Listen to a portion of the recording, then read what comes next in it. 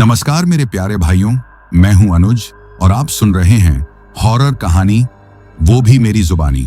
दोस्तों, आज का हॉरर पॉडकास्ट ट्रक ड्राइवर की है जिनका नाम सुभाष है।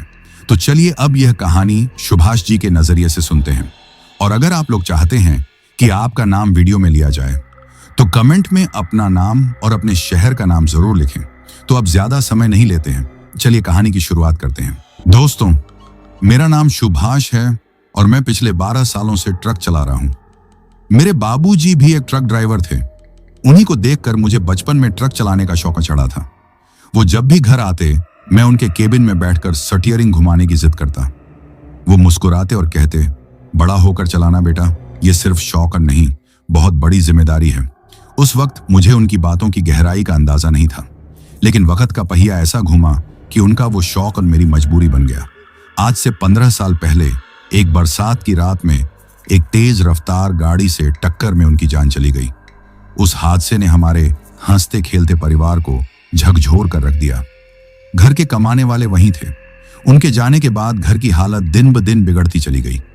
उस वक्त मैं मुश्किल से 18 साल का था। घर में मेरी माँ, एक छोटी बहन और मैं थे। परिवार की पूरी जिम्मेदारी अचानक मेरे नाजुक कंधों पर आ गई थी। घर चलाने के लिए पैसों की सख्त जरूरत थी। मैंने अपनी पढ़ाई बीच में ही छोड़ दी और एक किराने की दुकान पर काम करने लगा। लेकिन वहां की मामूली तनख्वाह से घर का गुजारा चलाना नामुमकिन सा हो रहा था। माँ की दवाइयां, बहन की पढ़ाई और घर का खर्च, सब कुछ पहाड़ जैसा लगता था। लगभग 1 साल तक मैंने जैसे तैसे उस दुकान पर काम किया, लेकिन जब हालात और भी मुश्किल हो गए तो मैंने कोई दूसरा काम ढूंढना शुरू कर दिया। फिर एक दिन मेरे बाबूजी के एक पुराने दोस्त, जो ट्रांसपोर्ट कंपनी में मैनेजर थे, हमारी खैरियत लेने घर आए। मैंने उन्हें घर के हालात के बारे में सब कुछ सच सच बता दिया और कोई बेहतर काम दिलाने की गुजारिश की। मेरी बात सुनकर उन्होंने एक गहरी सांस ली और बोले, बेटा, छोटे मोटे काम तो बहुत हैं, लेकिन उनसे तुम्हारे घर की मुश्किलें कम नहीं होंगी। एक ही काम है जो तुम्हारे परिवार को इस मुश्किल से निकाल सकता है। मैंने बड़ी उम्मीद से पूछा, कौन सा काम चचा? वो कुछ देर चुप रहे, फिर मेरी आंखों में देखकर बोले, वही काम जो तुम्हारे पिताजी करते थे, ट्रक ड्राइविंग का काम। यही एक ऐसा काम है जिससे तुम इज्जत की रोटी कमा सकते हो और अपने परिवार को संभाल सकते हो। उनकी बात सुनकर मेरे दिल में एक साथ कई ख्याल दौड़ गए। एक तरफ वो बचपन का शौक था और दूसरी तरफ बाबूजी की मौत का खौफ। मुझे पता था कि अम्मा इस काम के लिए कभी राजी नहीं होंगी। जिस काम ने उनका सुहाग छीना था, वो अपने इकलौते बेटे को उसी काम में कैसे जाने देती। और हुआ भी वही। जब मैंने डरते डरते अम्मा से इस बारे में बात की तो उन्होंने सख्ती से मना कर दिया। उनके चेहरे पर वही पुराना डर साफ झलक रहा था। वो आज भी बाबूजी को खोने के सदमे से पूरी तरह उबर नहीं पाई थी। लेकिन मैं भी अपनी जिद पर अड़ गया था। मैंने अम्मा को समझाया, अम्मा, घर का गुजारा करना मुश्किल हो रहा है, तुम ही बताओ मैं और क्या करूं। बाबूजी का आशीर्वाद मेरे साथ है, मुझे कुछ नहीं होगा। रोज रोज मेरे समझाने और घर की बिगड़ती हालत को देखते हुए आखिरकार वो ना चाहते हुए भी मान गई। अम्मा की इजाजत मिलते ही मैं अगले ही दिन चचा के पास पहुंच गया। उन्होंने मुझे अपनी ही ट्रांसपोर्ट कंपनी में पहले एक खलासी हेल्पर के तौर पर काम पर रख लिया। मेरा काम था ट्रक के साथ सफर करना, माल चढ़ाने उतारने में मदद करना और ड्राइवर की छोटी मोटी जरूरतों का ध्यान रखना। मैंने लगभग 2 साल तक खलासी का काम किया। इस दौरान मैंने ट्रक चलाने की बारीकियों को बहुत ध्यान से सीखा। जब मुझे लगा कि अब मैं पूरी तरह से तैयार हूं तो मैंने ड्राइवर के तौर पर काम शुरू कर दिया। अब घर का गुजारा आराम से चलने लगा था। मैंने बहन की पढ़ाई पूरी करवाई और उसकी शादी भी अच्छे घर में कर दी। अम्मा भी अब खुश थी। लेकिन शायद मुझे इस बात का जरा भी अंदाजा नहीं था कि जिस काम को मैंने मजबूरी में अपनाया था, वही काम मुझे एक ऐसी रात में ले जाएगा जिसे याद करके आज भी मेरी रूह कांप जाती है। अब मैं आपको उसी रात की कहानी सुनाता हूं, जब मेरा सामना एक ऐसी हकीकत से हुआ जिससे मैं हमेशा अनजान था। यह बात आज से लगभग 5 साल पहले की है। मुझे एक जरूरी कंसाइनमेंट राजस्थान से गुजरात पहुंचाना था। माल एक बड़ी फैक्ट्री का था और उसे हर हाल में अगले दिन सुबह तक पहुंचाना था, क्योंकि आगे उसे जहाज पर लादा जाना था। मेरे पास वक्त बहुत कम था और रास्ता लंबा। इस सफर में मेरे साथ मेरा खलासी हरीश था। हरीश एक मेहनती और ईमानदार लड़का था, लेकिन वो थोड़ा अंधविश्वासी किस्म का था। सफर के दौरान काली बिल्ली रास्ता काट जाए या कोई छींक दे तो वो परेशान हो जाता था और ट्रक रुकवा देता था। उसकी इन आदतों से मुझे कभी कभी चिढ़ भी होती थी, क्योंकि मुझे माल समय पर पहुंचाना होता था। फिर भी मैं उसकी बातों को ज्यादा दिल पर नहीं लेता था। दोपहर के करीब 2 बजे हम राजस्थान से माल लाद कर अपनी मंजिल की ओर रवाना हुए। गर्मी अपने चरम पर थी और सड़कें आग उगल रही थीं। हमारा ध्यान सिर्फ अपनी मंजिल पर था। सफर के शुरुआती कुछ घंटे ठीक ठाक गुजरे। हम दोनों थोड़ी बहुत बातें करते, पुराने किस्से याद करके हंसते और सड़क किनारे बजते गानों का मजा लेते हुए आगे बढ़ रहे थे।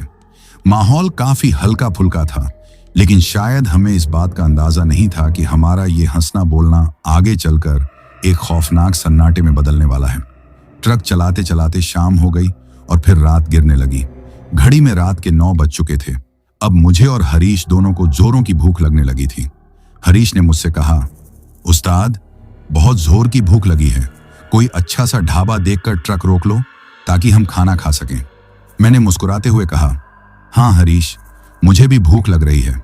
जैसे ही कोई ठीक ठाक ढाबा नजर आता है मैं ट्रक रोक लूंगा। मेरे दिमाग में बस एक ही बात घूम रही थी कि हमें सफर जल्दी पूरा करना है। मैं चाहता था कि रात का खाना जल्द से जल्द खा लिया जाए ताकि रास्ते में बार बार रुकने की जरूरत न पड़े। कुछ किलोमीटर और आगे चलने के बाद हाईवे पर मुझे एक ढाबा नजर आया। ढाबे का नाम था शेरे पंजाब ढाबा। मैंने हरीश से कहा, वो देख हरीश, ढाबा मिल गया, चल खाना खाते हैं। ढाबे को देखकर हरीश का चेहरा खिल गया। मैंने ट्रक को ढाबे की पार्किंग में लगा दिया। हमारे ट्रक के अलावा वहां और भी कई ट्रक खड़े थे।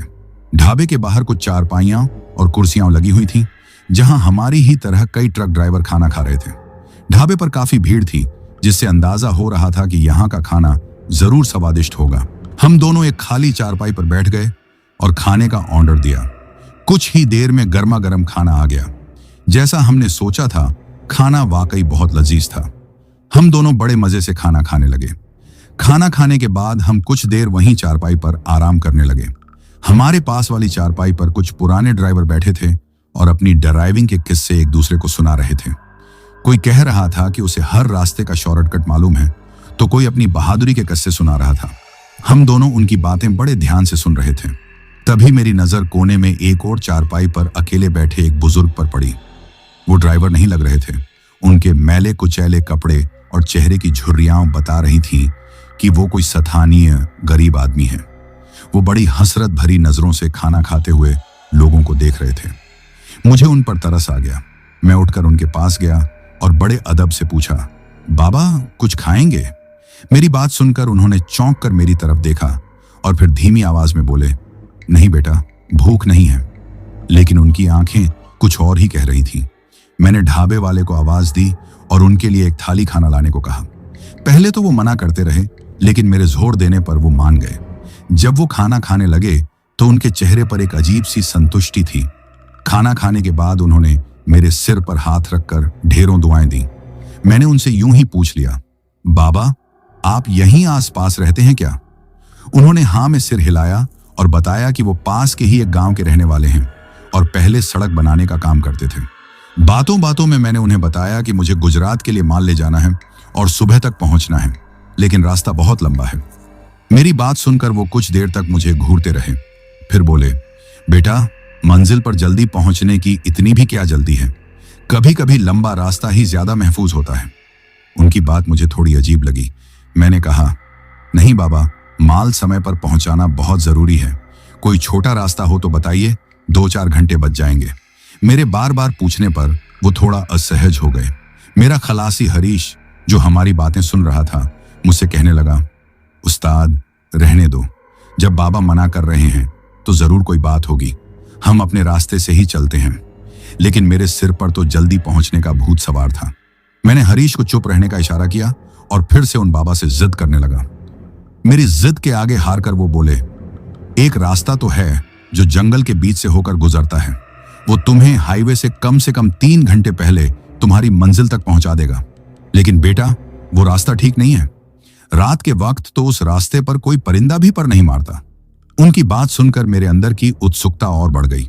मैंने कहा, बाबा आप बस मुझे रास्ता बता दीजिए, मैं देख लूंगा।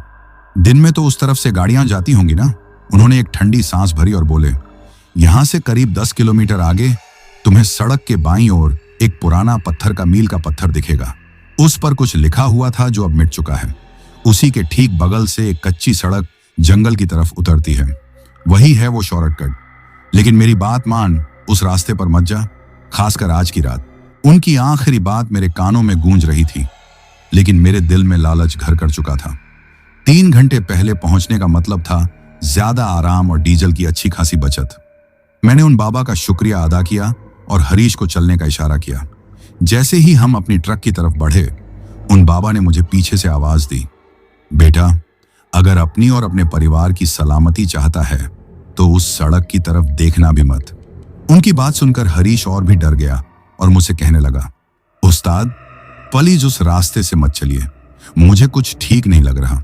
मैंने उसे डांटते हुए कहा, अरे तू चुप कर, वो बूढ़ा आदमी सठिया गया है, कुछ लुटेरों का डर होगा इसलिए मना कर रहा है।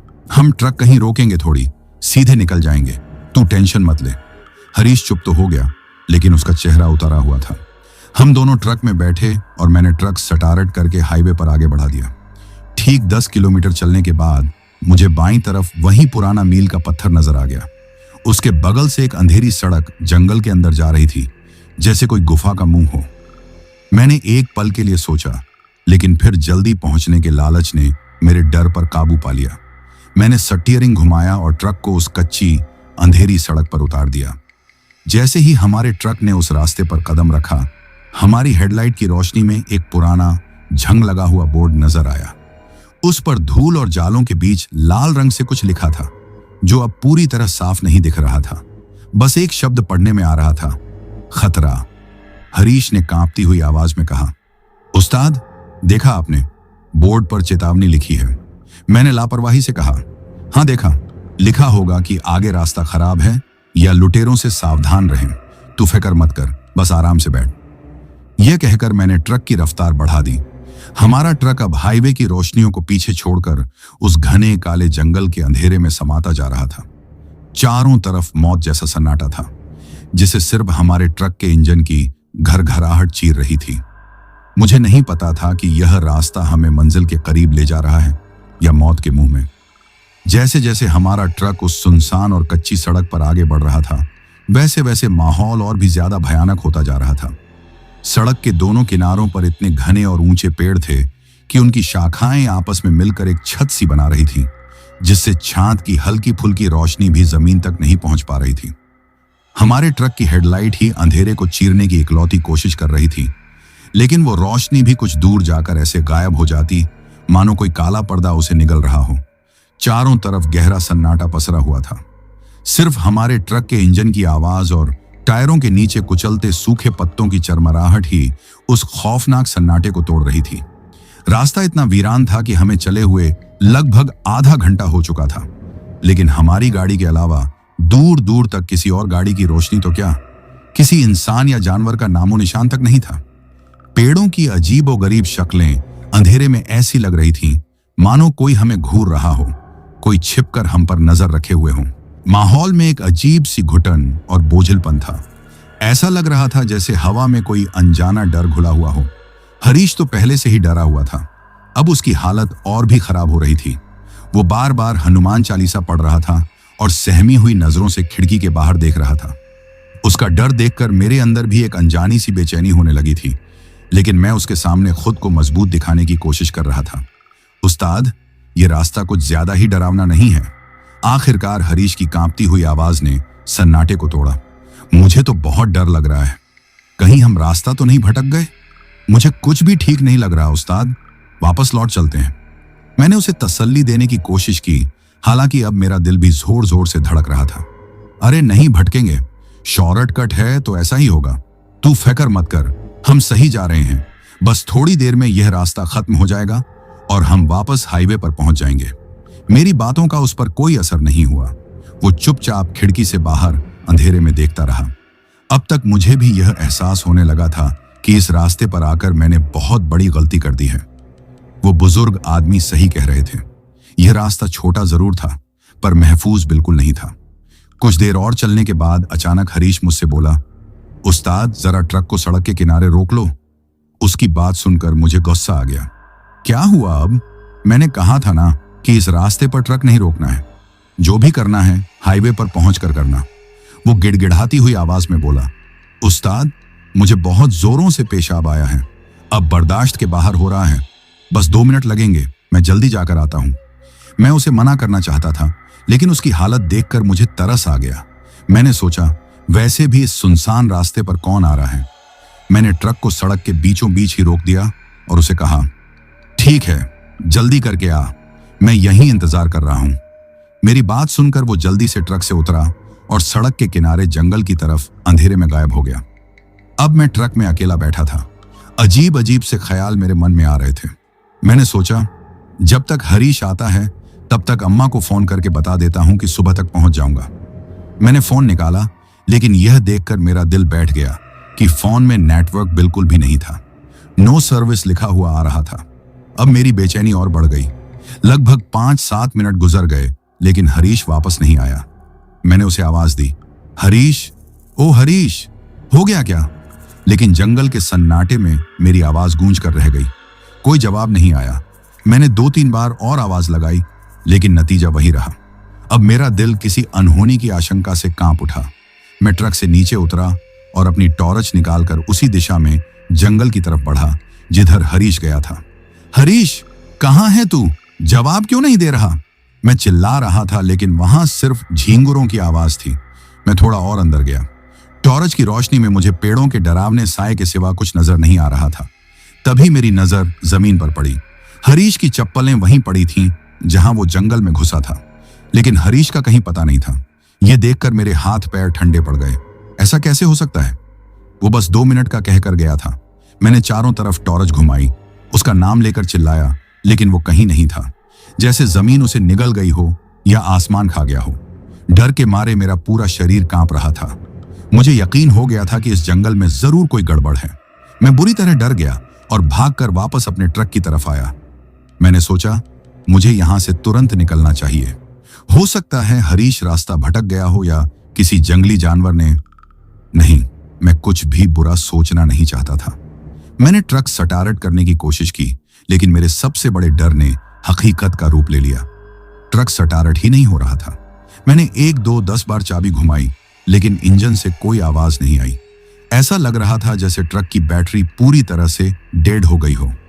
अब मैं पूरी तरह से फंस चुका था। एक सुनसान डरावना जंगल, एक लापता खलासी और एक बंद पड़ा ट्रक। मैं अपनी किस्मत को कोस रहा था कि क्यों मैंने उस बुजुर्ग की बात नहीं मानी, क्यों मैं लालच में आकर इस शापित रास्ते पर आ गया। मैं बेबसी में स्टीयरिंग पर सिर रखकर बैठ गया। तभी मुझे ट्रक के पीछे से कुछ खटकने की आवाज आई, जैसे कोई ट्रक के पिछले हिस्से पर नाखून से खरोंच रहा हो। मेरा दिल मुंह को आ गया। मैंने हिम्मत करके साइड मिरर में देखने की कोशिश की, लेकिन अंधेरे के सिवा कुछ नजर नहीं आया। आवाज लगातार आ रही थी और अब वो और भी तेज हो गई थी। ऐसा लग रहा था जैसे कोई चीज ट्रक पर चढ़ने की कोशिश कर रही है। डर के मारे मैंने अपनी आंखें जोर से बंद कर ली। तभी केबिन के दरवाजे पर किसी ने जोर से दस्तक दी। धड़ धड़ धड़! मैं उछल पड़ा।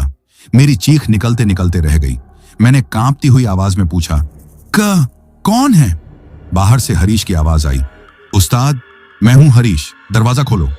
उसकी आवाज सुनकर मेरी जान में जान आई। मैंने राहत की सांस ली और जल्दी से दरवाजे का लॉक खोला। हरीश अंदर आया और हांफते हुए सीट पर बैठ गया। मैंने गुस्से और डर से मिली जुली आवाज में कहा, कहां रह गया था तू? और ये क्या आवाजें आ रही थीं? मेरी तो जान ही निकल गई थी। हरीश ने अजीब सी नजरों से मुझे देखा और बोला, कैसी आवाजें उस्ताद? मैं तो बस अभी आया, मुझे तो कोई आवाज नहीं सुनाई दी। मैं तो रास्ता भटक गया था, बड़ी मुश्किल से वापस आया हूं। उसकी बात मुझे बहुत अजीब लगी। मैंने कहा, लेकिन ट्रक स्टार्ट नहीं हो रहा है। क्या? उसने चौंक कर कहा, कोशिश करो फिर से। मैंने एक बार फिर चाबी घुमाई और इस बार किसी चमत्कार की तरह ट्रक एक ही बार में स्टार्ट हो गया। मैं और हरीश दोनों हैरान थे। मैंने ज्यादा कुछ सोचे बिना तुरंत ट्रक को गियर में डाला और वहां से जितनी तेजी से हो सकता था आगे बढ़ा दिया। मैंने हरीश से पूछा, तुझे कुछ अजीब नहीं लगा जंगल में? उसने न में सिर हिला दिया और बोला, नहीं उस्ताद, बस अंधेरा बहुत था। चलो अच्छा हुआ ट्रक स्टार्ट हो गया, अब जल्दी से इस रास्ते से बाहर निकलते हैं। उसका बर्ताव मुझे बहुत अजीब लग रहा था। वो इतना शांत कैसे हो सकता था, जबकि थोड़ी देर पहले वो डर के मारे कांप रहा था। मैंने सोचा शायद वापस आने की खुशी में उसका डर भाग गया हो। हम उस सड़क पर आगे बढ़ते रहे। लगभग 15-20 मिनट और चलने के बाद हमें सड़क के किनारे एक आदमी खड़ा दिखाई दिया। वो हाथ देकर हमसे लिफ्ट मांग रहा था। इतनी रात को इस सुनसान सड़क पर किसी को खड़े देखकर मुझे बहुत हैरानी हुई। मैंने हरीश से कहा, इतनी रात को ये कौन हो सकता है? क्या करें? लिफ्ट दें? हरीश, जो पहले हमेशा किसी को लिफ्ट देने से मना करता था, आज तुरंत बोल पड़ा, हाँ उस्ताद, दे देते हैं। बेचारा परेशान लग रहा है, हो सकता है यहीं आसपास किसी गांव का हो। उसकी बात सुनकर मेरा शक और गहरा हो गया, लेकिन मेरे पास कोई और चारा भी नहीं था। मैंने ट्रक उस आदमी के पास जाकर रोक दिया, हमारी खिड़की के पास आया और बोला, साहब आगे वाले गांव तक छोड़ देंगे, मेरी गाड़ी खराब हो गई है। उसकी उम्र लगभग 50 के आसपास होगी। देखने में वो एक सामान्य गांव का आदमी लग रहा था। मैंने उसे ट्रक में बैठने का इशारा किया। वो पीछे से चढ़कर केबिन में आ गया और हरीश के बगल में बैठ गया। उसके ट्रक में बैठने के बाद मुझे केबिन के अंदर का माहौल और भी अजीब लगने लगा। ट्रक में अचानक से बहुत ज्यादा ठंड बढ़ गई थी, जबकि बाहर मौसम सामान्य था और एक अजीब सी सड़ी हुई सी बदबू आने लगी थी, जैसे कोई जानवर मर गया हो। लेकिन सबसे अजीब बात यह थी कि वो ठंड और बदबू सिर्फ मुझे ही महसूस हो रही थी। हरीश और वो आदमी बिल्कुल नॉर्मल बैठे हुए थे, जैसे कुछ हुआ ही ना हो। मैं चुपचाप ट्रक चलाता रहा। मैंने उस आदमी से पूछा, भाई साहब, ये सड़क हाईवे पर कब तक निकलेगी? उस आदमी ने एक अजीब सी मुस्कान के साथ मेरी तरफ देखा और बोला, बस पहुंचने ही वाले हो अपनी असली मंजिल पर। उसकी बात और उसकी मुस्कान देखकर मेरे रोंगटे खड़े हो गए। उस आदमी के मुंह से ये शब्द, बस पहुंचने ही वाले हो अपनी असली मंजिल पर, सुनते ही मेरे पूरे शरीर में एक सिहरन सी दौड़ गई। उसकी मुस्कान में कुछ ऐसा था जो बेहद खौफनाक था। मैंने घबराकर हरीश की तरफ देखा, लेकिन वो तो ऐसे बैठा था जैसे उसने कुछ सुना ही ना हो। वो बस खामोशी से सामने सड़क को देखे जा रहा था। क्या मतलब है तुम्हारा? मैंने थोड़ी हिम्मत करके उस आदमी से पूछा। वो जोर से हंसा। उसकी हंसी किसी सामान्य इंसान की हंसी नहीं थी। वो बहुत खोखली और डरावनी थी, जो ट्रक के केबिन में गूंजने लगी। मतलब तुम्हें बहुत जल्दी पता चल जाएगा ड्राइवर साहब, उसने अपनी भयानक मुस्कान के साथ कहा। अब मेरा डर हकीकत में बदल चुका था। मैं समझ गया था कि मैंने और हरीश ने किसी बहुत बड़ी मुसीबत को लिफ्ट दे दी है। वो अजीब सी बदबू अब और तेज हो गई थी और ठंड इतनी बढ़ गई थी कि मेरे दांत किटकिटाने लगे थे। मैं ट्रक की रफ्तार और बढ़ाना चाहता था ताकि जल्द से जल्द इस रास्ते से बाहर निकल सकूं, लेकिन मेरे हाथ पैर डर के मारे कांप रहे थे। तभी अचानक मेरे ट्रक को जोर जोर से झटके लगने लगे। ऐसा लगा जैसे ट्रक के टायर किसी ऊबड़ खाबड़ चीज पर चल रहे हों।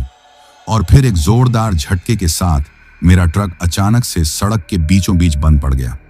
मैंने फिर से स्टार्ट करने की कोशिश की, लेकिन वही हुआ जो पहले हुआ था। ट्रक बिल्कुल बेजान हो चुका था। ये क्या हो गया? मेरी आवाज कांप रही थी।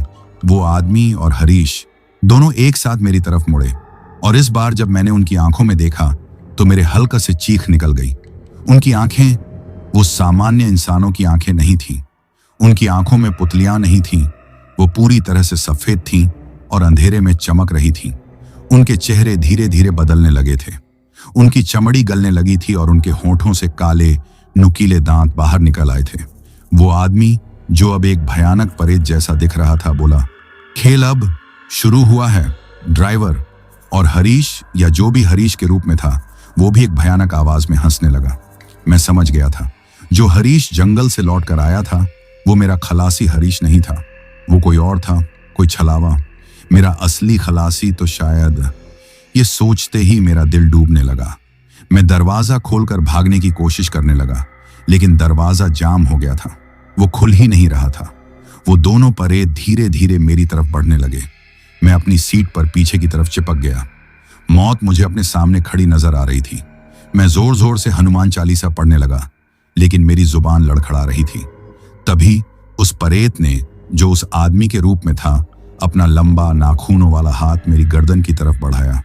मैं आंखें बंद करके अपनी मौत का इंतजार करने लगा, लेकिन अचानक ट्रक के बाहर से किसी ने जोर से ट्रक के शीशे पर हाथ मारा। खट खट खट। हम तीनों ने चौंक कर उस तरफ देखा। बाहर कोई खड़ा था। अंधेरे की वजह से उसका चेहरा साफ नजर नहीं आ रहा था, लेकिन उसकी मौजूदगी से ही वो दोनों परेत बेचैन हो गए। कौन है बाहर? हरीश के रूप वाले परेत ने गुस्से में कहा। बाहर से एक भारी और रौबदार आवाज आई, दरवाजा खोलो वरना मैं इसे तोड़ दूंगा। वो दोनों परेत एक दूसरे को देखने लगे। उनके चेहरों पर डर साफ झलक रहा था। मैंने हिम्मत करके दरवाजा खोलने की कोशिश की और इस बार वो एक ही झटके में खुल गया। मैं तुरंत ट्रक से नीचे कूद गया। बाहर एक लंबा चौड़ा आदमी खड़ा था जिसके हाथ में एक लोहे की मोटी रॉड थी। वो कोई और नहीं, एक ट्रक ड्राइवर ही लग रहा था। उसके ट्रक की हेडलाइट हमारे ट्रक पर पड़ रही थी, जिससे अंधेरा थोड़ा कम हो गया था। मुझे देखते ही वो बोला, तुम ठीक हो? मैंने हाँ में सिर हिलाया। तभी वो दोनों परेत भी गुस्साते हुए ट्रक से नीचे उतरे, लेकिन रोशनी में आते ही उनकी हालत अजीब होने लगी। वो चीखने लगे जैसे रोशनी उन्हें जला रही हो। उनका शरीर पिघलने सा लगा था। कुछ ही पलों में वो दोनों चीखते चिल्लाते हुए अंधेरे जंगल में भाग गए। मैं हैरान और डरा हुआ वहीं खड़ा था। उस अजनबी ड्राइवर ने मेरे कंधे पर हाथ रखा और कहा, घबराओ मत, तुम अब सुरक्षित हो, चलो यहां से निकलते हैं। उसने बताया कि उसका ट्रक भी यहीं आकर खराब हो गया था। उसने हमारे ट्रक को आते देखा था और जब हमारा ट्रक अचानक बंद हुआ और अंदर से अजीब आवाजें आईं, तो उसे शक हो गया था। मैंने कांपती हुई आवाज में उसे धन्यवाद दिया और पूछा, ये सब क्या था? वो कौन थे? उसने एक गहरी सांस ली और बोला, ये छलावे हैं। इस रास्ते पर इनका ही राज है। ये इंसानों को अपना शिकार बनाते हैं। तुम्हारी किस्मत अच्छी थी कि मैं पर पहुंच गया। उसने फिर पूछा, तुम्हारा साथी कहाँ है? उसका सवाल सुनते ही मेरी आंखों में आंसू आ गए। मैंने उसे सारी बात बताई कि कैसे हरीश जंगल में गया और वापस नहीं लौटा, और कैसे उसके रूप में कोई और ही ट्रक में आया था। मेरी बात सुनकर वो कुछ देर चुप रहा, फिर बोला, हमें उसे ढूंढना होगा। हो सकता है वो अभी भी जिंदा हो और यहीं आसपास हो। मुझे यकीन नहीं हो रहा था। इस भयानक जंगल में वापस जाना मौत को दावत देने जैसा था, लेकिन मैं अपने दोस्त को ऐसे नहीं छोड़ सकता था। मैंने हाँ कह दिया। उस ड्राइवर ने अपने ट्रक से एक बड़ी टॉर्च और कुछ और सामान निकाला। उसने मुझे भी एक लोहे की रॉड पकड़ाई और कहा, हिम्मत रखना, जो भी हो मेरा साथ मत छोड़ना। हम दोनों उस भयानक जंगल में हरीश को ढूंढने के लिए निकल पड़े। जैसे जैसे हम जंगल के अंदर जा रहे थे, अजीब अजीब और डरावनी आवाजें आने लगीं। ऐसा लग रहा था जैसे कोई हमें देख रहा है, कोई हमारा पीछा कर रहा है। काफी देर तक चलने के बाद हमें जंगल के बीचों बीच एक कच्चा रास्ता नजर आया। वो रास्ता एक गांव की तरफ जा रहा था। गांव को देखकर ऐसा लग रहा था जैसे वो सदियों से वीरान पड़ा हो। ज्यादातर घर टूटे फूटे और खंडहर बन चुके थे। पूरे गांव में एक भयानक सन्नाटा पसरा हुआ था। इस वीरान गांव में कौन रहता होगा? मैंने उस ड्राइवर से पूछा। यह गांव अब इंसानों का नहीं है, उसने गंभीर आवाज में कहा। यह अब उन्हीं परेतों का ठिकाना है। हो सकता है वो तुम्हारे दोस्त को यहीं लाए हों। उसकी बात सुनकर मेरा दिल दहल गया। हम दोनों धीरे धीरे उस गांव में दाखिल हुए। गांव के अंदर का माहौल बाहर से भी ज्यादा डरावना था। हवा में एक अजीब सी बदबू फैली हुई थी। तभी हमें एक घर से किसी के कराहने की आवाज सुनाई दी। वो आवाज हरीश की लग रही थी। हम दोनों दबे पांव उस घर की तरफ बढ़े। घर का दरवाजा टूटा हुआ था। हमने अंदर झांका। अंदर का नजारा देखकर मेरे पैरों तले जमीन खिसक गई। वो एक बड़ा सा कमरा था।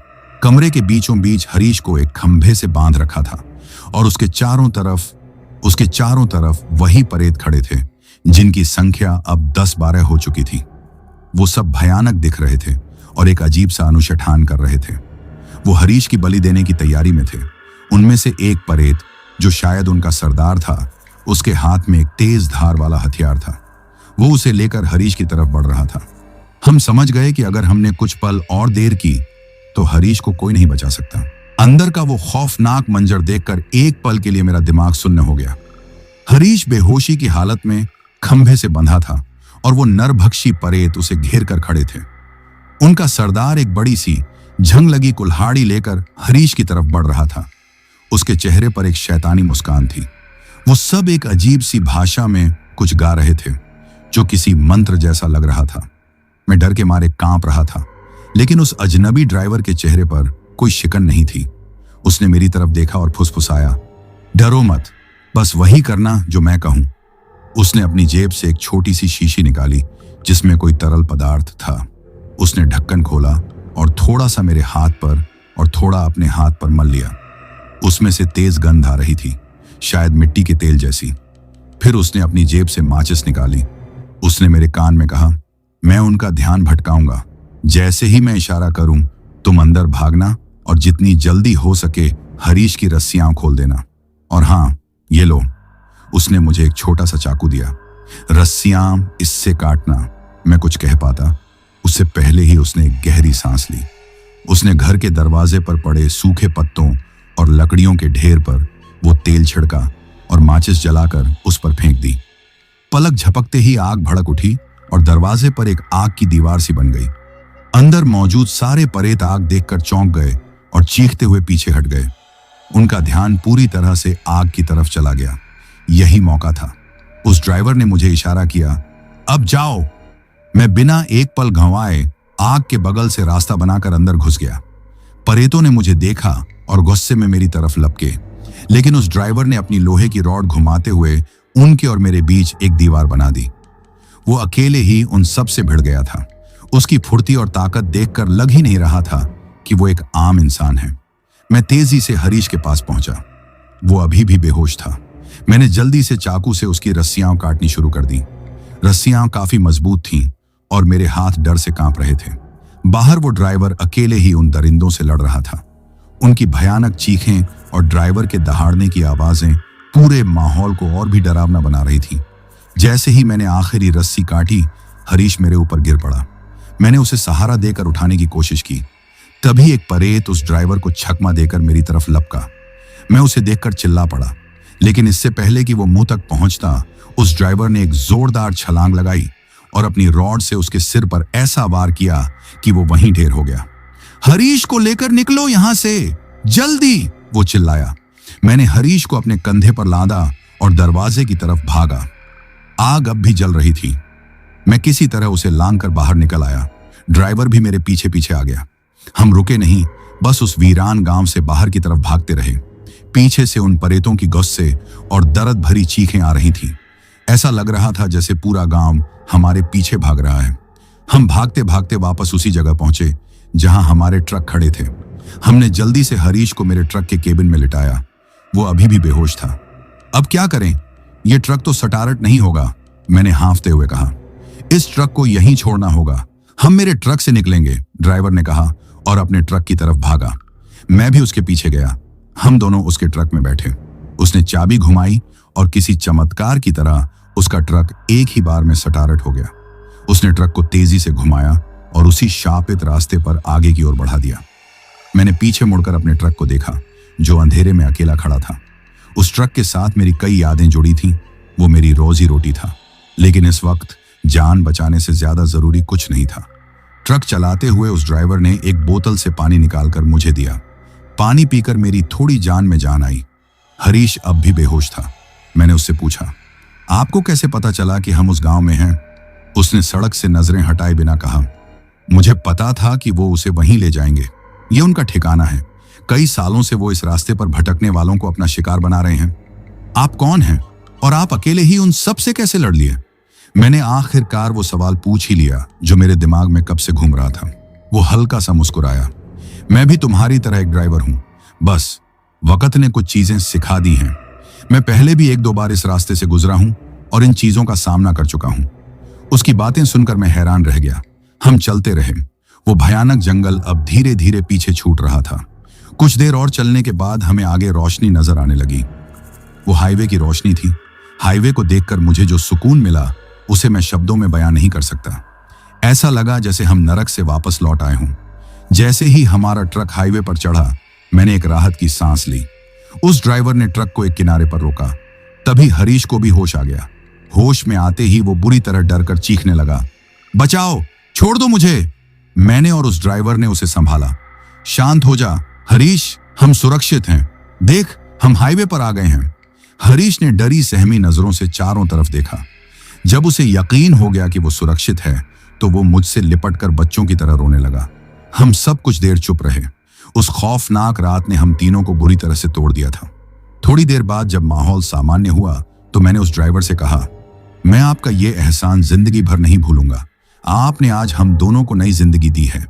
आपका नाम क्या है? उसने फिर से वही रहस्यमयी मुस्कान दी और कहा, नाम में क्या रखा है? बस ये समझ लो कि मदद करना मेरा काम है। उसने फिर मेरी आंखों में देखकर कहा, एक बात हमेशा याद रखना, सुभाष। हर छोटे रास्ते पर भरोसा नहीं करना चाहिए। कभी कभी मंजिल पर देर से पहुंचना कभी न पहुंचने से बेहतर होता है। यह कहकर उसने अपना ट्रक स्टार्ट किया। मैंने उससे कहा, अरे रुकिए तो, हम आपके साथ ही चलेंगे। नहीं, उसने कहा, मेरा रास्ता अलग है और तुम्हारा अलग। अब तुम लोग सुरक्षित हो। आगे एक कस्बा आएगा, वहां रुककर आराम कर लेना और अपने मालिक को फोन करके दूसरे ट्रक का इंतजाम कर लेना। उसने अपना ट्रक आगे बढ़ा दिया। मैं उसे जाते हुए देखता रहा। मैंने उसका ट्रक नंबर नोट करने की कोशिश की, लेकिन अजीब बात यह थी कि उसकी नंबर प्लेट पर कीचड़ लगी हुई थी और कुछ भी साफ नजर नहीं आ रहा था। देखते ही देखते उसका ट्रक हाईवे के मोड़ पर मुड़ा और आंखों से ओझल हो गया। मैं और हरीश वहीं सड़क किनारे खड़े थे। हमारे पास न तो ट्रक था, न ही कोई सामान। बस हमारे पास थी तो एक खौफनाक रात की यादें और एक नई जिंदगी। उस अजनबी ड्राइवर के जाने के बाद मैं और हरीश काफी देर तक वहीं हाईवे के किनारे चुपचाप बैठे रहे। रात का अंधेरा अब छूटने लगा था और सुबह की पहली किरणें आसमान में दिखाई देने लगी थीं। वो सुबह किसी आम सुबह जैसी नहीं थी। वो हमारे लिए एक नए जीवन की सुबह थी। हमारे शरीर पर चोटों के निशान थे, कपड़े फटे हुए थे, लेकिन हम जिंदा थे और इस वक्त यही सबसे बड़ी बात थी। हरीश अब भी सदमे में था। वो बार बार कांप उठता और सहमी हुई नजरों से चारों तरफ देखता, जैसे उसे अब भी डर हो कि वो परेत कहीं से आ जाएंगे। मैंने उसे दिलासा दिया, अब हम सुरक्षित हैं हरीश, वो इस हाईवे तक नहीं आ सकते। कुछ देर बाद जब सूरज पूरी तरह निकल आया तो हमने हिम्मत करके आगे की तरफ चलना शुरू किया। उस ड्राइवर ने बताया था कि आगे एक कस्बा आएगा। लगभग 1-1.5 घंटे पैदल चलने के बाद हमें एक छोटा सा कस्बा नजर आया। कस्बे में पहुंचकर ऐसा लगा जैसे हम किसी दूसरी दुनिया में आ गए हों। लोगों की चहल पहल, गाड़ियों का शोर, ये सब उस जंगल के भयानक सन्नाटे के बिल्कुल उलट था। हम सबसे पहले एक छोटे से होटल में गए। हमने वहां एक कमरा लिया और सबसे पहले नहाकर अपने कपड़े बदले। गर्म पानी जब शरीर पर पड़ा तो थोड़ी जान में जान आई। उसके बाद हमने अपने ट्रांसपोर्ट कंपनी के मालिक को फोन किया और उन्हें सारी घटना बताई। जाहिर है उन्हें हमारी कहानी पर यकीन नहीं हुआ। उन्हें लगा कि लुटेरों ने हमारा ट्रक लूट लिया है और हम बचने के लिए कहानियां बना रहे हैं। उन्होंने गुस्से में कहा कि वो पुलिस को लेकर उस जगह पर पहुंच रहे हैं और हमें भी वहीं मिलने को कहा। हम जानते थे कि पुलिस भी हमारी बात पर यकीन नहीं करेगी। हम उन्हें उन परेतों और उस वीरान गांव के बारे में कैसे समझाते? कौन हमारी बात मानता? हम दोनों होटल के कमरे में बैठे थे और हमारे दिमाग में बस वही रात घूम रही थी। मेरे मन में कई सवाल थे। वो अजनबी ड्राइवर कौन था? वो ठीक वक्त पर वहां कैसे पहुंचा? वो अकेले ही उन सबसे कैसे लड़ गया? और सबसे बड़ा सवाल, क्या जो हमने देखा वो सच था या हमारे दिमाग का कोई वहम? उस्ताद, हरीश ने मेरी खामोशी को तोड़ा। वो ड्राइवर कोई आम इंसान नहीं था। मैंने उसकी तरफ देखा। क्या मतलब? जब उन लोगों ने मुझे पकड़ा था, उसने कांपती आवाज में बताना शुरू किया, मैं बुरी तरह डर गया था। मुझे लगा कि मैं अब नहीं बचूंगा। वो मुझे उस गांव में ले गए और उस खंभे से बांध दिया। वो सब मेरे चारों तरफ नाच रहे थे और अजीब अजीब आवाजें निकाल रहे थे। तभी वो ड्राइवर वहां आया। उसके हाथ में सिर्फ एक लोहे की रॉड थी, लेकिन उसे देखते ही वो सब डर गए थे। जब उसने आग लगाई तो मैंने अपनी हल्की बेहोशी में देखा कि उसकी आंखों में एक अजीब सी चमक थी, एक नीली चमक। और जब वो उन परेतों से लड़ रहा था तो ऐसा लग रहा था जैसे उसके शरीर से कोई रोशनी निकल रही हो। वो कोई फरिश्ता था उस्ताद। हरीश की बातें सुनकर मेरे रोंगटे खड़े हो गए। क्या ये सच हो सकता है? क्या वो कोई दिव्य शक्ति थी जो हमारी मदद के लिए आई थी? मुझे उस ढाबे वाले बुजुर्ग की बात याद आई। रात के पहर में उस राह पर परिंदा भी पर नहीं मारता। फिर वो अजनबी ड्राइवर कहां से आया? तभी मेरे दिमाग में एक और बात आई। मैंने हरीश से पूछा, जब मैं ट्रक में तुम्हारा इंतजार कर रहा था तो ट्रक अचानक बंद हो गया था, लेकिन जब तुम या तुम्हारा छलावा वापस आए तो वो स्टार्ट हो गया। ऐसा कैसे हुआ? हरीश ने कुछ देर सोचा, फिर बोला, उस्ताद, जब मैं जंगल की तरफ गया तो कुछ दूर जाते ही मुझे ऐसा लगा जैसे किसी ने मुझे पीछे से धक्का दिया हो। मैं जमीन पर गिरा और बेहोश हो गया। मुझे नहीं पता कि उसके बाद क्या हुआ। जब मुझे होश आया तो मैं उस गांव में बंधा हुआ था। इसका मतलब जो ट्रक में लौटा था वो शुरू से ही एक छलावा था। उसने ही ट्रक को किसी तरह दोबारा स्टार्ट किया होगा ताकि मैं और आगे उनके जाल में और गहरे फंसता चला जाऊं। ये सब कुछ एक सोची समझी साजिश थी। कुछ घंटों बाद हमारे मालिक पुलिस को लेकर वहां पहुंचे। हम उन्हें वापस उसी जगह ले गए जहां से वो शापित रास्ता शुरू होता था। उस मील के पत्थर के पास पहुंचकर मेरा दिल दहल गया। दिन के उजाले में भी वो रास्ता अंधेरा और डरावना लग रहा था। पुलिस और हमारे मालिक अंदर जाने को तैयार नहीं थे। वो इसे एक लूट की वारदात मानकर चल रहे थे। उन्होंने हमसे पूछताछ की, हमारे बयान लिए, लेकिन हमारी कहानी को मनगढ़ंत बताकर खारिज कर दिया।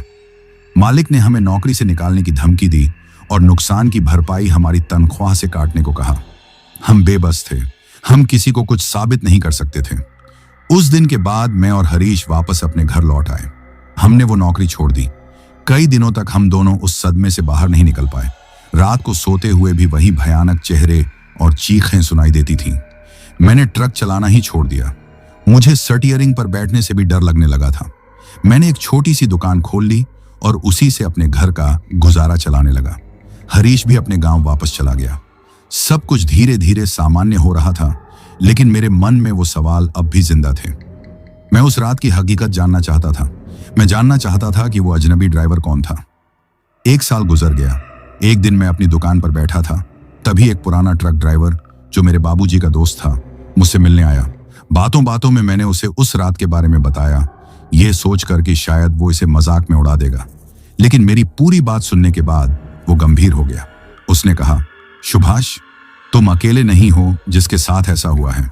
वो रास्ता सच में शापित है। उस रास्ते पर जो गांव है, सालों पहले वहां एक भयानक महामारी फैली थी जिसमें पूरा का पूरा गांव खत्म हो गया था। लोग तड़प तड़प कर मरे थे, इसलिए उनकी आत्माओं को मुक्ति नहीं मिली। वो आज भी वहां भटकती हैं और उस रास्ते से गुजरने वालों को अपना शिकार बनाती हैं। लेकिन वो ड्राइवर कौन था जिसने हमें बचाया? मैंने पूछा। उसने एक गहरी सांस ली और बोला, कहते हैं उस रास्ते पर जब भी कोई नेक दिल इंसान फंसता है तो एक रक्षक प्रकट होता है। कोई उसे बजरंगी का दूत कहता है, कोई सड़क का रखवाला। वो कौन है, कहां से आता है, कोई नहीं जानता। वो बस आता है, जान बचाता है और गायब हो जाता है। तुम खुशकिस्मत हो कि उसने तुम्हारी मदद की। उसकी बातें सुनकर मैं सन्न रह गया। तो क्या हरीश सही कह रहा था? क्या वो वाकई कोई दिव्य शक्ति थी? मेरी आंखों के सामने उस ड्राइवर का चेहरा घूम गया। वो शांत स्वभाव, वो निडर आंखें और वो रहस्यमयी मुस्कान। उस पुराने ड्राइवर की बातें मेरे दिमाग में घर कर गई थीं। सड़क का रखवाला, बजरंगी का दूत, ये शब्द मेरे कानों में गूंज रहे थे। एक तरफ मेरा पढ़ा लिखा मन इन बातों को अंधविश्वास कह रहा था, लेकिन दूसरी तरफ मेरा दिल, जिसने उस रात मौत को इतने करीब से देखा था, इस बात पर यकीन करने को मजबूर था। उस दिन के बाद मेरे अंदर एक अजीब सी बेचैनी रहने लगी। मैं उस रहस्य की तह तक जाना चाहता था। मैं उस जगह पर एक बार फिर जाना चाहता था, लेकिन इस बार दिन के उजाले में। मेरे अंदर का डर अभी भी था, लेकिन अब उस डर पर मेरी जानने की इच्छा हावी हो रही थी। मैंने हरीश को फोन किया। मैंने उसे अपनी योजना के बारे में बताया। पहले तो वो बुरी तरह डर गया और साफ मना कर दिया। उसने कहा, उस्ताद, मैं दोबारा उस नरक में कदम भी नहीं रखना चाहता। जो हुआ उसे भूल जाओ और अपनी जिंदगी जियो। मैंने उसे समझाने की बहुत कोशिश की। मैंने कहा, हरीश, मैं ये अपने लिए करना चाहता हूं। मैं उस रखवाले का धन्यवाद करना चाहता हूं, अगर वो सच में है तो। और अगर ये सब हमारा वहम था तो मैं उस वहम को भी खत्म करना चाहता हूं। मैं बस एक बार दिन में उस गांव को देखना चाहता हूं। मेरी जिद के आगे आखिरकार वो मान गया, लेकिन उसने एक शर्त रखी। उसने कहा कि हम अकेले नहीं जाएंगे, हम उस कस्बे के कुछ स्थानीय लोगों को साथ लेकर जाएंगे। मुझे उसकी बात सही लगी। अगले हफ्ते हम दोनों फिर से उसी हाईवे पर पहुंचे। हम उस कस्बे में गए और वहां के कुछ बुजुर्ग लोगों से मिले। जब हमने उन्हें उस रास्ते और उस वीरान गांव के बारे में बताया तो उनके चेहरे पर भी एक अजीब सा खौफ उतर आया। एक बुजुर्ग ने हमें बताया, तुम लोग जिस गांव की बात कर रहे हो उसका नाम कालखेड़ा है। सालों पहले वो एक हंसता खेलता गांव हुआ करता था, लेकिन फिर वहां हैजे की बीमारी फैली और देखते ही देखते सब खत्म हो गया। जो बच गए वो गांव छोड़कर भाग गए।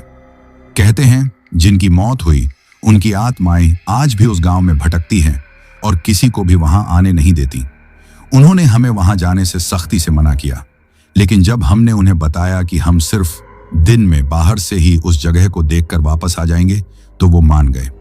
उन्होंने हमें गांव के एक पंडित जी से मिलवाया। पंडित जी ने हमारी पूरी बात सुनी और हमें कुछ हनुमान चालीसा की छोटी किताबें और रक्षा सूत्र दिए। उन्होंने कहा, हनुमान जी का नाम लेकर जाना, वो ही तुम्हारी रक्षा करेंगे। और याद रखना, सूरज ढलने से पहले हर हाल में वहां से लौट आना। अगली सुबह हम 4-5 स्थानीय लोगों के साथ एक जीप किराए पर लेकर उस रास्ते की तरफ बढ़े। दिन के उजाले में भी उस मील के पत्थर के पास पहुंचकर मेरे दिल की धड़कन बढ़ गई। वो कच्चा रास्ता अब भी उतना ही मनहूस लग रहा था। हमने जीप को वहीं हाईवे पर छोड़ा और पैदल ही उस रास्ते पर आगे बढ़े। दिन में जंगल उतना डरावना नहीं था, लेकिन फिर भी हवा में एक अजीब सी उदासी और भारीपन था। चिड़ियों की चहचहाहट भी उस जंगल में सुनाई नहीं दे रही थी। चलते चलते हम आखिरकार उस वीरान गांव कालखेड़ा के मुहाने पर पहुंच गए। दिन के उजाले में वो गांव और भी ज्यादा भयावह लग रहा था। टूटे फूटे घर, दीवारों पर उगी जंगली बेलें और चारों तरफ फैला एक मातम भरा सन्नाटा।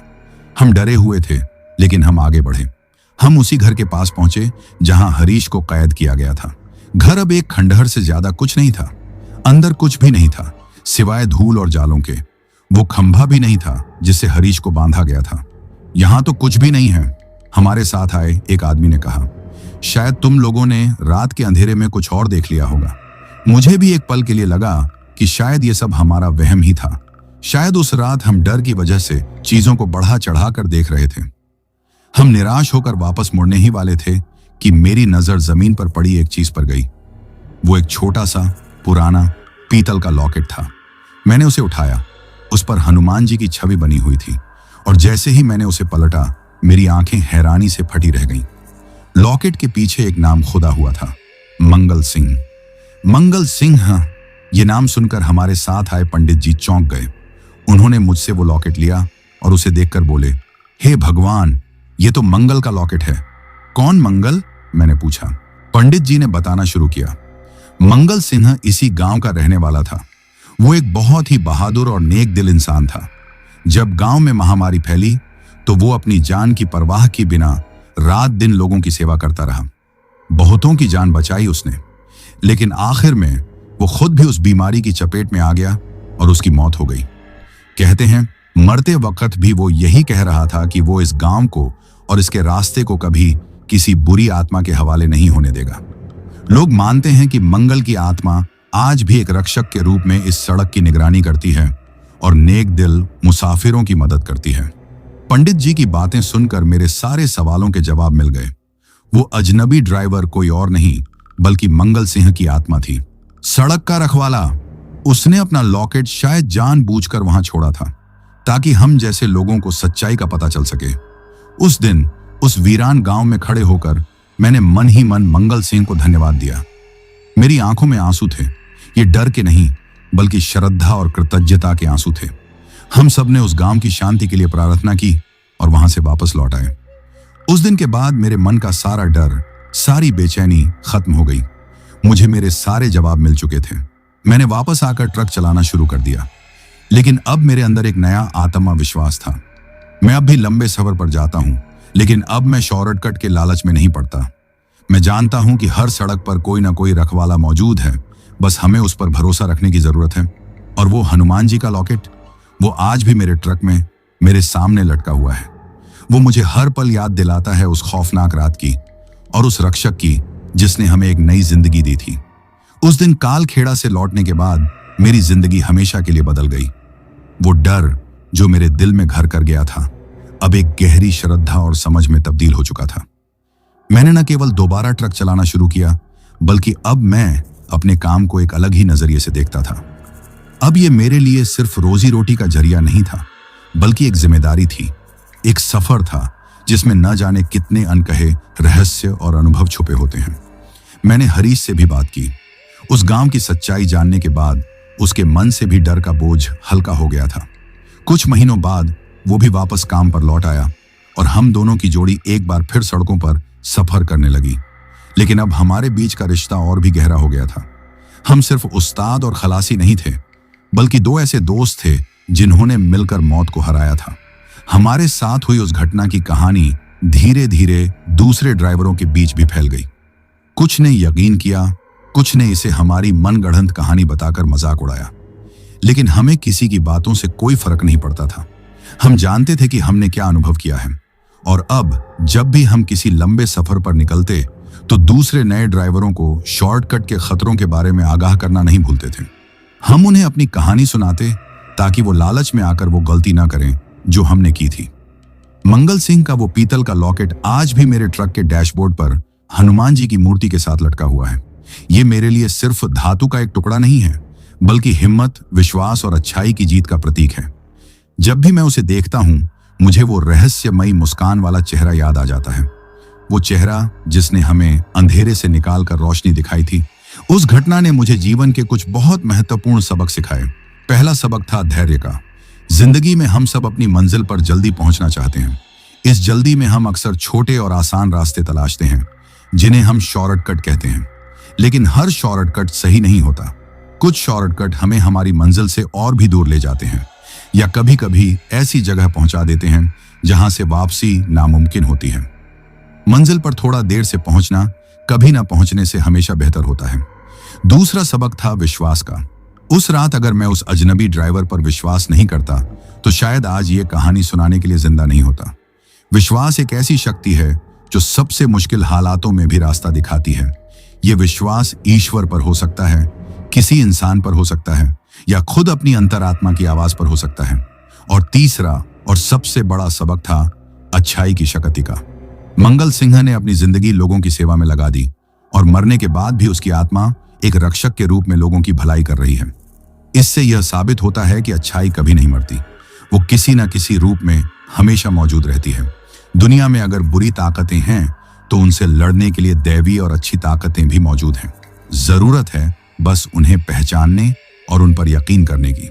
दोस्तों, आज भी मैं उसी राजस्थान गुजरात रूट पर ट्रक चलाता हूं, लेकिन अब जब भी मैं उस पुराने मील के पत्थर के पास से गुजरता हूं, तो मैं अपना ट्रक धीमा कर लेता हूं।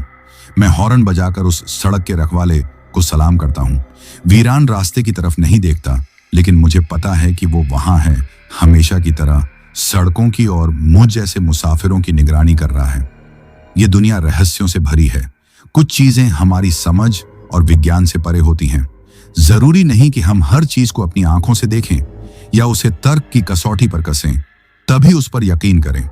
कुछ चीजें बस महसूस करने और विश्वास करने के लिए होती हैं। तो अगली बार जब आप किसी सफर पर निकलें और कोई बुजुर्ग आपको किसी अनजाने रास्ते पर जाने से रोके, तो उसकी बात को सिर्फ अंधविश्वास कहकर उड़ा मत दीजिएगा। रुककर एक पल के लिए जरूर सोचिएगा, क्योंकि क्या पता वो कोई शुभ चिंतक हो या शायद कोई रखवाला। तो दोस्तों, ये कहानी यही खत्म हुई। अब जिन भाइयों ने अपना नाम वीडियो में कमेंट किया था, उनका नाम लेते हैं।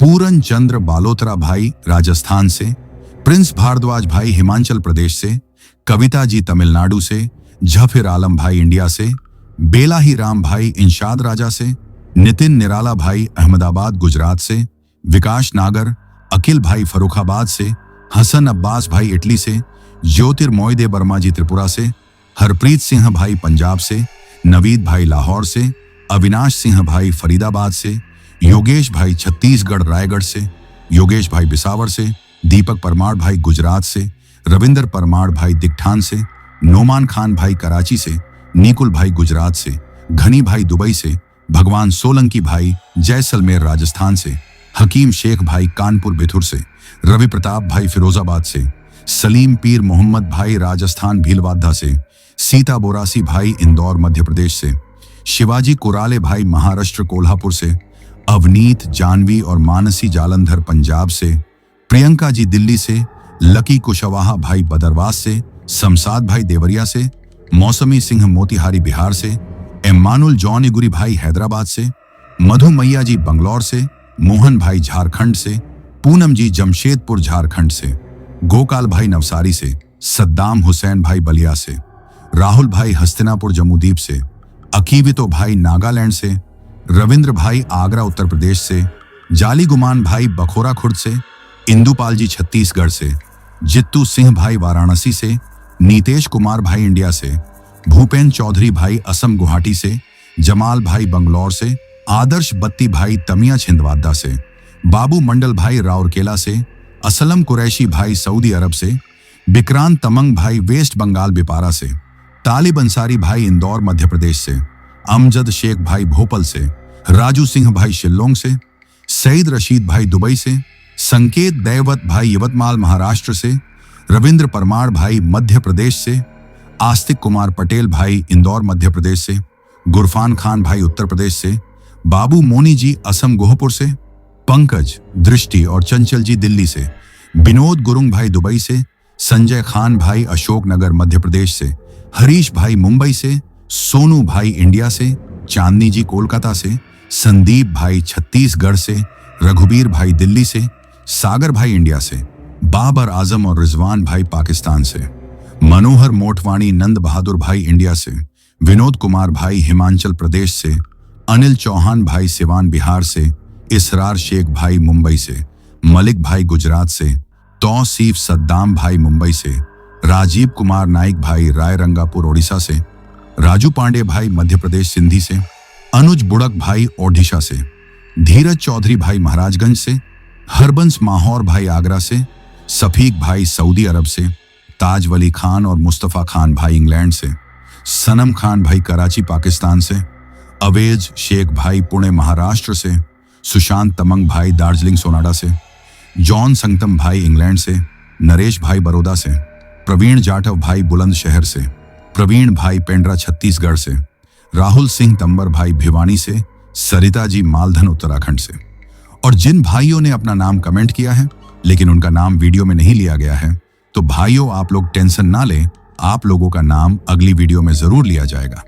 और अगर आप लोग भी चाहते हैं कि आपका नाम वीडियो में लिया जाए तो अपना नाम और अपने शहर का नाम वीडियो में कमेंट करें। अगर आपको यह कहानी पसंद आई हो तो वीडियो को लाइक और चैनल को सब्सक्राइब करें ताकि और भी डरावनी कहानियां आप तक पहुंच सकें। कहानी को अंत तक सुनने के लिए दिल से धन्यवाद दोस्तों। आज के लिए बस इतना ही, मिलते हैं जल्द ही कुछ नई कहानियों के साथ। तब तक के लिए अपना ध्यान रखिए।